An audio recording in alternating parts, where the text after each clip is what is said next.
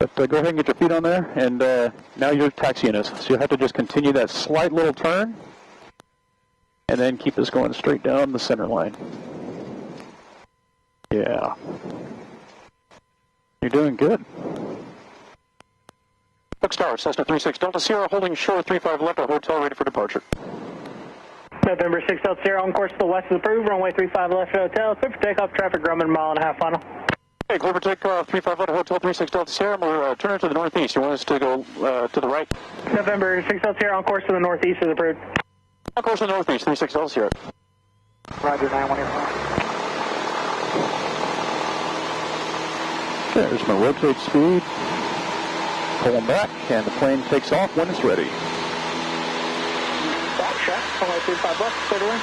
So the radios here, when I turn this big knob, that's going to turn everything to the left of the decimal. When I turn the little, it turns everything to the right. So see big knob, little knob? I want you to go ahead and set in our next airport, 122.7.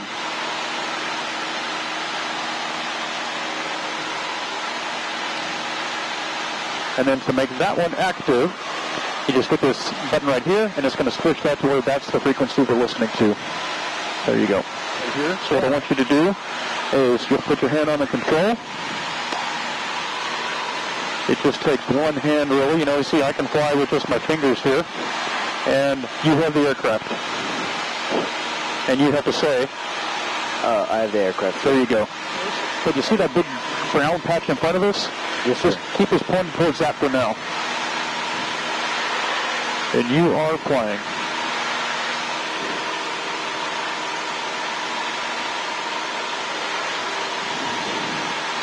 As we're flying, we're watching for other planes out there and such, and then we're monitoring our altitude, our airspeed, our engine RPM. So you occasionally glance inside, make sure everything looks good. Bird. But then you're flying by looking out the window. And it's a beautiful time of day to fly. How does it feel? Kind of scary. Yeah, I can tell because you got the fist on there instead of just flying loose. Especially when it's a little bumpy, you tend to do that. But it really doesn't take a whole lot. The bumps are going to happen regardless of how hard you're holding the yoke. You just kind of got to go with them. So we're doing good. The good thing is that you didn't unintentionally pull or push because you're maintaining the altitude pretty well. It's kind of like, have you ever driven a boat? Yes, sir. It's kind of like that because it's not real tight like steering a car. It's a little looser because you're moving through the air like you're moving through the water. So you don't have to be afraid. You can give it quite a bit of bank. If you look down here, I'm going to take the controls momentarily. That's a 10-degree bank, a 20-degree bank, and a 30-degree bank. That's about as much as you want to do for a turn. It's about 30 degrees of bank. But you see, I wasn't bashful about it. I just went ahead and rolled it up to 30. You look down on my knee board now, where I wrote this out. That's how the call is going to sound. Livingston traffic, Cessna 36 Delta Sierra, 10 miles southwest, touch and go, runway 30, Livingston. So I'm getting ready to make that call. Keep us pointed to the right-hand side of the island. And while you're flying, I'm going to push the button to talk, but you're still flying. And I'm going to go ahead and make that call. We're close enough. I'll wait for him to finish talking. Livingston traffic, Cessna 36 Delta Sierra, 10 miles southwest, touch and go, runway 30, Livingston. And that was it. All right, we're coming up on 5 miles, so think about what you're going to say. You can, rehearse it to yourself, and then when you cue the mic, go ahead and say it.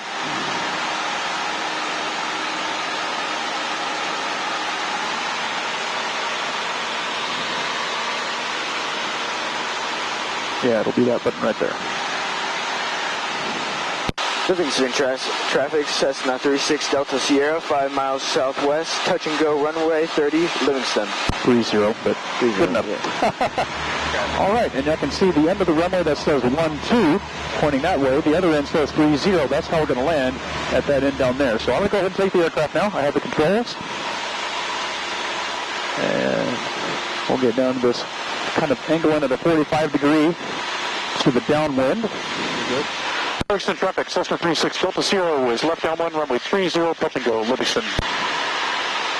All right, I got my runway in sight still. And I'm going to go ahead and start slowing back so we get down to a flap extension speed. And as I bring in the flaps, you might notice a little bit of a bubble or a float. We're not quite there yet. Trying to get slowed down here. There we go. Flaps are coming in to at least 10 degrees. They're 90 knots. About a 45 off from where I want to land, so I'm going to go ahead and turn base and make that call. Livingston traffic, Cessna 36 Delta Sierra is left base, runway 30, touch and go, Livingston. Beautiful view of the lake. Livingston traffic, Cessna 36 Delta Sierra is left base, turning final, runway 30, touch and go, Livingston. Rounding out, flip. There's the stall right as we touch down. Come on, baby. Come on. All right, get the flaps tracking up. We'll get the carb heat in. Flaps are all the way up. Throttle's coming up. There's a little bit of a crosswind indicated on the windsock. Airspeed's good, rotating. And we are airborne again. Airspeed's up to 80. Trimming for a good climb. Getting above those trees. Livingston traffic, Cessna 36 Delta Sierra is departing the pattern to the northwest along Livingston. So I'm going to go ahead and set us back up. The continued climb at about 80 miles an hour. That's really a good climb rate at that speed. And I think if I leave it alone, it'll probably stay at about 80. So you go ahead and take the controls. So you have the controls. And we're continuing to climb. And we're going to pretend like you have no idea what you're doing. And you're busy messing with something. And you're going to let the plane climb even more than you wanted it to. So go ahead and pull back more to where it feels like our feet are on the horizon. So pull back and keep pulling it back. And I'm going to feed in a little bit of rudder to keep us going straight. Yep, get those feet up and keep pulling back. It feels, you hear the squeal, and you're going to feel the plane kind of, after what? Keep it up. We want to stall it. See, it's really squealing. Okay, so you just lower the nose a little bit. Don't point it down, but you see the speed coming back up. And the stall warning goes away, and we're flying again. And now we can continue saying, oh, that was dumb. I'm going to do a better job of maintaining my airspeed next time. That was a power on stall. Nothing to it, right? All right, about 100 to level. So you go ahead and let that nose come forward. And the first thing you do is you establish what straight and level flight should look like out the window. So you might have to push. This is about what it should look like. Maybe a little bit more push, a little bit more push. And when you feel that you're pushing, start rolling that wheel forward slowly. Roll that wheel forward slowly. As you're pushing, see now you're still letting us climb. Push forward to get that nose back to where it looks level out here. I'm helping you push here. So see that? Push to keep this, and then roll that wheel until you don't feel like you have to push as much. Roll it forward. Don't be bashful. There, yeah. Might take a couple of spins because we're still climbing. Keep that nose level, and then keep rolling that until you don't feel like you're pushing as much.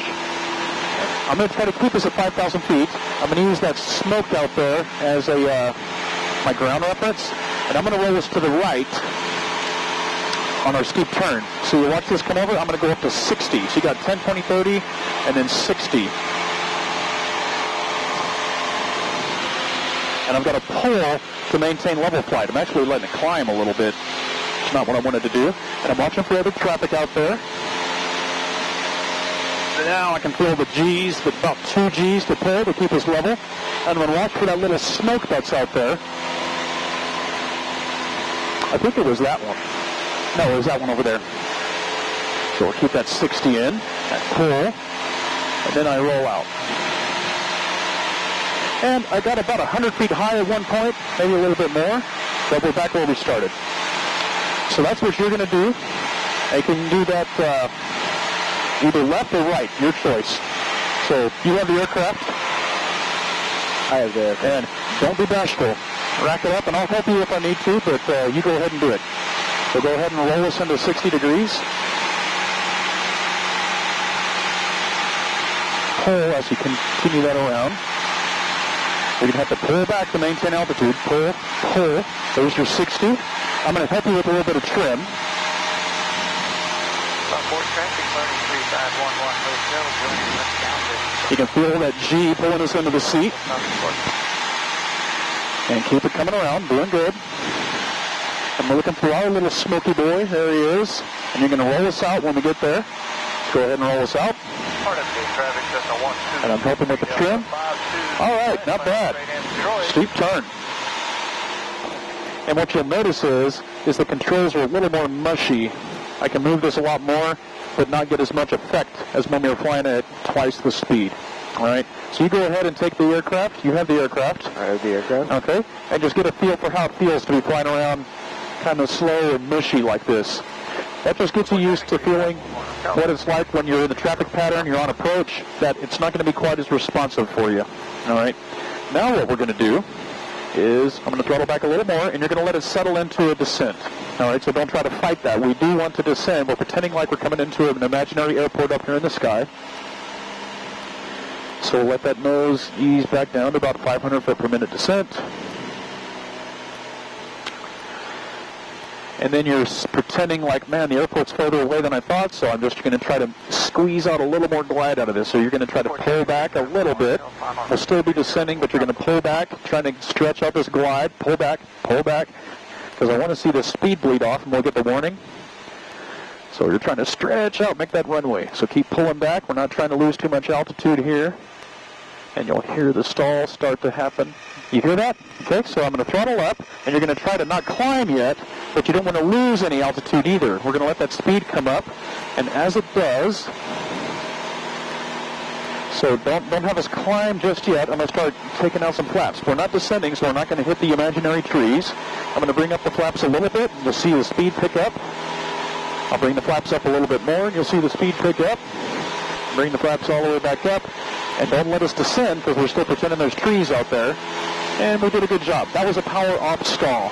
You know, we had the power back, pretending like we're being dumb and trying to stretch that glide out. Good. We're pretending like we're descending into an airport now. And I'll take the controls for this demo real quick. We'll get established on a nice about 70 mile an hour descent. Trimmed out pretty well for that. About 500 foot per minute. And I say we are just too high to land at this airport. I think we can slip and get us where we need to be. So I'm going to jam the rudder all the way over one direction. And the plane's going to want to roll slightly, so I level the wings with a little bit of opposite aileron. And now, in theory, I should be descending a lot more steeply, but my speed's not picking up.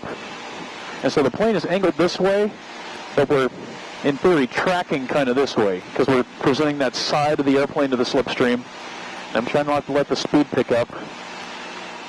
Because if I were to just descend more steeply like this, our speed would be up like close to 100. And we say, yeah, that's no good. So then when I kick out that slip, fill the plane, go back to normal flight, I'm not picking up any speed. So you have the aircraft. I have the aircraft. And you can go ahead and slip either left or right. So you jam that rudder all the way over whichever direction you want. Jam it all the way in as far as it'll go. And as the plane wants to roll, you would level the wings with the ailerons. So you got your right foot all the way in, and you got a little bit of left, and you're trying to keep that 65 to 70 miles an hour. Altitude get down to 2,500. You'll take out the slip. You'll level us off. I'll start bringing up the flaps and so on. You can go ahead and take the slip out now, since we're within 100 feet. So let it come back, and then I'll start leveling us off, getting the flaps up, and so on. So you feel the change in how the plane's responding once the flaps come up. So you're going to have to pull the nose up. And then trim us out for 2,500 feet, level flight.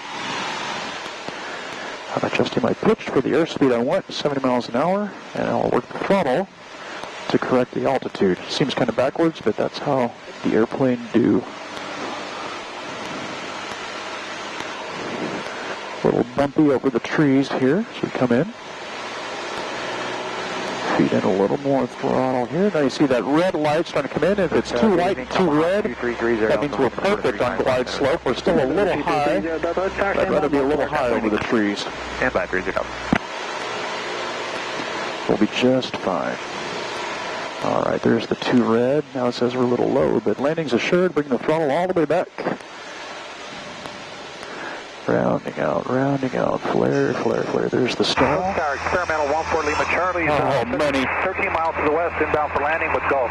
November 14 Lima Charlie, Oaks Tower, squawk 5350, enter a midfield left downwind, runway 35 left. We'll see if you can make this turn up here. Don't put us off in the weeds. And I'm going to help with the foot brakes there and slowing us down, and you just curve us off this way. Another guy turning off there. Keep us going that way.